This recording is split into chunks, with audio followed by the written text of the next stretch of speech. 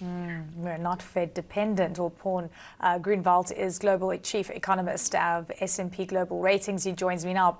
Paul, great to have you on.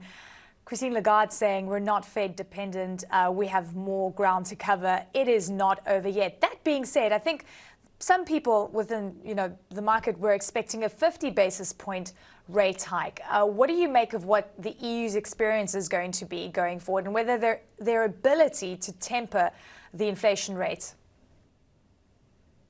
Right. Well, first, thanks for having me on the show. Well, the move today was widely expected, the 25 basis point rise, but you're right.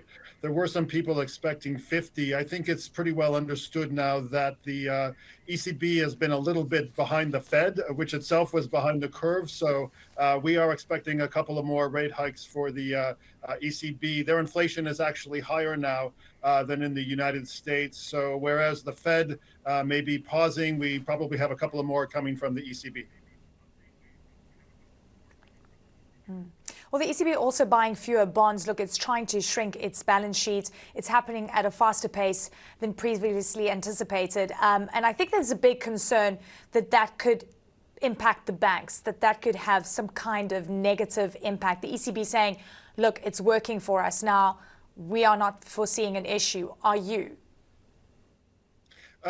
No, I think they're going to be doing this in a very measured way. And, you want both of the bits of monetary policy to be rowing in the same direction. So they want to be lifting the policy rate at the same time that they're shrinking the balance sheet. But we know from the past couple of years that balance sheet reduction may not always go smoothly. So I think that's probably a yellow light to go slowly with that. We don't know where any hiccups might pop up in the financial sector. But I think in terms of kind of a consistent message saying they've got more work to do and they're working on both channels, which is the balance sheet channel and the rate channel, I think that's broadly the correct path, we would say.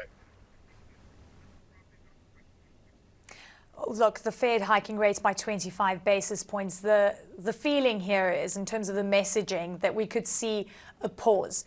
But you've got a reality where credit conditions are starting to tighten, particularly after what we saw with SVB. We've been seeing the share prices in the financial stocks, dismal in terms of what the regional banks are experiencing. What the prudent thing to do now is to pause, given what we're seeing in the banking sector.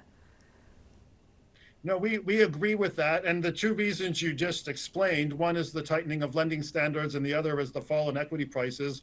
Those are tightening financial conditions. So we're very, very sympathetic to this view that the market's going to do a little bit of the work of the Fed. The Fed may not have to go as high because even if the Fed stays on hold, we're going to probably see tighter lending standards and soft equity prices. So I think we get to the same place in terms of financial conditions, but maybe not with as high a Fed funds rate. But, obviously they're going to have to watch this. We saw the hiccup with SVB in March, and a lot of the sort of financial stress measures have reverted to February levels since then. And we know we've had a big rise of rates and stuff can pop up in different sectors of the economy. So I think vigilance is the word. But the financial conditions will tighten, probably with less vigilance. Work from the Fed at this point. Yeah, vigilance. That's an interesting word. Before I let you go, I have to ask you, in terms of your worry that could be emerging from what we're seeing on the banking front in the United States and potential spillover into Europe as well. Is there contagion that we need to be aware of?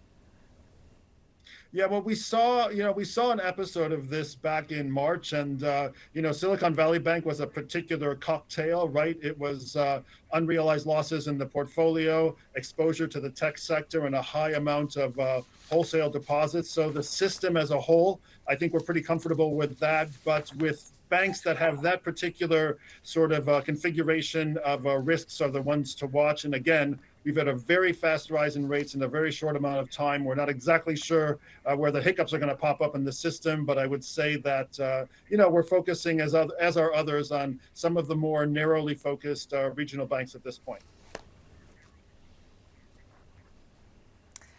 Paul Gruenwald, thank you so much. Great to have you on. Well, the tech executive